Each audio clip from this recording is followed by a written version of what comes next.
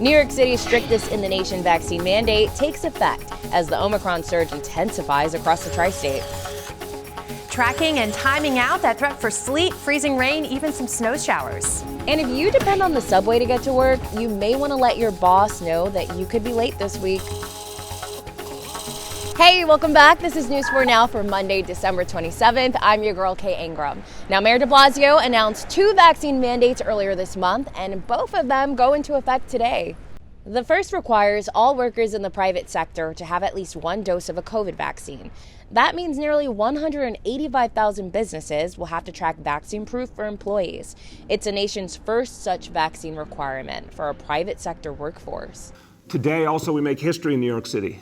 And we lead the nation with the strongest vaccine mandate anywhere, private sector vaccine mandate, reaching hundreds of thousands of businesses. And we put this mandate into action as Omicron was coming, but we had no idea it would be quite this intense. But we knew with Omicron coming, with cold weather, it was time to do more. The other mandate that goes into effect today expands the city's vaccine requirement for indoor dining, fitness, and entertainment venues. Starting today, everyone aged 12 and up will have to show proof of 2 vaccine doses instead of 1. A new COVID testing site opened this morning at the Times Square 42nd Street subway station. The pop-up site will offer free tests from 8 a.m. to 2 p.m. Another site at Grand Central Terminal will be open from 3 p.m. to 8. Both sites will provide testing 7 days a week, with the exception of New Year's Day. It's 42nd Street. It's like in the middle of everything, so you can't miss it. Testing will also be available at 5 additional subway stations starting next week. It's the first time COVID testing has been available in the subways. The MTA is warning commuters that subway trains could run less frequently today through Thursday. They posted a tweet that says, "Like everyone in New York, we've been affected by the COVID surge. We're taking proactive steps to provide the best, most consistent service we can. That means you may wait a little longer for your train." There's an even larger travel nightmare unfolding across the country. FlightAware reports more than 6,000 flights around the world were canceled or delayed over the peak holiday weekend, due in part to airline employees contracting or being exposed to COVID, and relief may be days away. Today is the second day of Kwanzaa. Many places are hosting holiday events, including the Brooklyn Children's Museum. Activities there kicked off yesterday, celebrating African heritage, unity, and culture.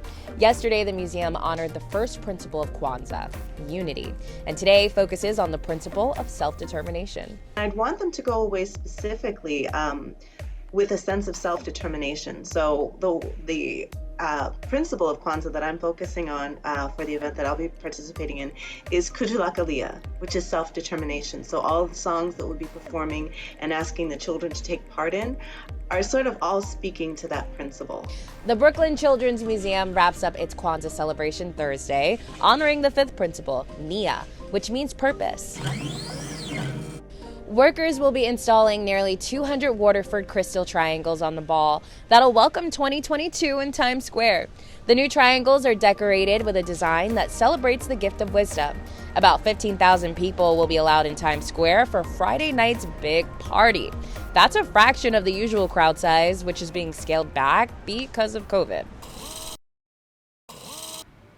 Hi there, I'm Storm Team 4 meteorologist Maria LaRosa, and we've seen this before. A winter weather advisory north and west of the city takes effect and continues to be in effect during the evening and overnight hours, mainly north and west of the city, so northwestern New Jersey, the Catskills, Poconos, Hudson Valley into Connecticut. This is the zone where we are likely to see some frozen precipitation, sleet, freezing rain, even some snow showers. But for areas south and east of the city, temperatures going up. It's more like a chilly rain. You can see that during the overnight hours. The good news is all of it is done by tomorrow morning. But let me show you, it's not a lot. Through the overnight, that pink, that's the sleet and freezing rain potential. Watch any untreated surfaces, the roadways, those sidewalks, and that chilly rain continuing, and then finally moving out by sunrise, looking at fair skies. Do the holidays make you feel like singing? Well, you're really gonna love this next one. New York Live's Paul Costable caught up with the cartoon crooners. Check it out. Gunther, you wanna tell Mr. Crystal what it's called? It's called Out of This World. That's right. Just imagine it. Ash? Yeah, I got it. A spectacular musical that takes your audience out of this world. I wanna run. I want to hide. I wanna tear down the walls that hold me inside. Love hearing your voice in this. The character's so fun. What to you is so important about the musicality of this? Because my daughter and I just saw it last night, and she's learning new music that's old music. Yeah. For you, is that such an important part of you to take on the role, the musicality of everything? Yeah, we're not only the music and that's inherent in the film that, unlike other animated films, it's part of the performance. Yeah. And this, you get the full song, and the characters perform it. Buster Moon has a different musicality than my voice. Mine kind of lilts and goes down on the end of conversations. Buster's always on the up on the conversations, because here's what we got to do. It's sort of, he's got a completely different musical attack. And it comes from his optimism and his sort of hustle. Let's talk about the movie. Your characters both have obviously really great musical moments. How is that for you approaching this as singers and acting in the studio? Because specifically, Scarlett, you have that like very great a cappella moment when you're trying to convince the guy to remember his music again. But I still haven't found what I'm looking for. What's it like recording for these characters?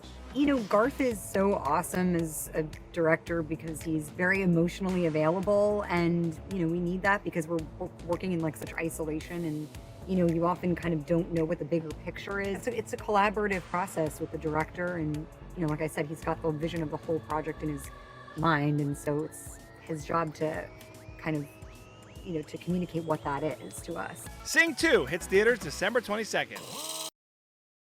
All right, so for the last 2 decades, a children's theater on the Lower East Side has helped children celebrate a major Latin American holiday. That's right, I'm talking about Three Kings Day. You would see huge puppets dressed up as the Three Wise Men, and kids would get everything from books to gifts. Well, now, for the first time ever, that holiday spirit, this tradition is hitting the main stage in a new production, and News 4's Gilma Avalos has more. For nearly 2 years, the pandemic has kept these curtains closed until now. Teatro Sea is the only Latino children's theater in New York, and just in time for one of the biggest holiday celebrations, Three Kings Day, the stage is set. Three Kings Day is one of the most important Latin American holidays for children, and also in Spain. Christians celebrate the day of the Epiphany, 12 days after Christmas on January 6th. It marks the wise men's visit to see the baby Jesus. It's a beautiful tradition, and of course, it has origins in Christianity, but it's actually celebrated by everyone. And in Puerto Rico, El Día de los Reyes is a huge celebration. In Puerto Rico, the kids gather grass and put it in shoe boxes and put it under the bed for the camels. It's kind of like the similarities with the cookies and the milk for Santa. For the last 21 years, Teatro Sea has celebrated Three Kings Day on the Lower East Side with giant puppets of the Three Kings and a toy and book giveaway. Last year, they had to go virtual, donating gifts to community organizations and schools. But now the tradition is back. For the first time, they're bringing the story of the wise men to the stage with live performances.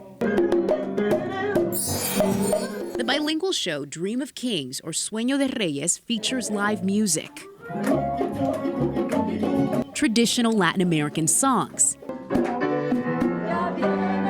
and shadow puppets for a new take on a familiar story. What happens when the Three Kings mistakenly visit Jesus Rodriguez in the neighborhood of Belén in Trujillo Alto, Puerto Rico, instead of the baby Jesus in Bethlehem? This Puerto Rican boy brings the Three Kings to Bethlehem to meet baby Jesus. It's a beautiful story. COVID protocols mean the cast and crew test daily. They're also limiting capacity in the theater to allow for social distancing and require proof of vaccination for audiences. As you see, I'm wearing a mask, so we do the show with a mask, and everybody in the theater will be masked, even the audience members. Keeping tradition alive despite new challenges. We're waiting for you here at Teatro Sea.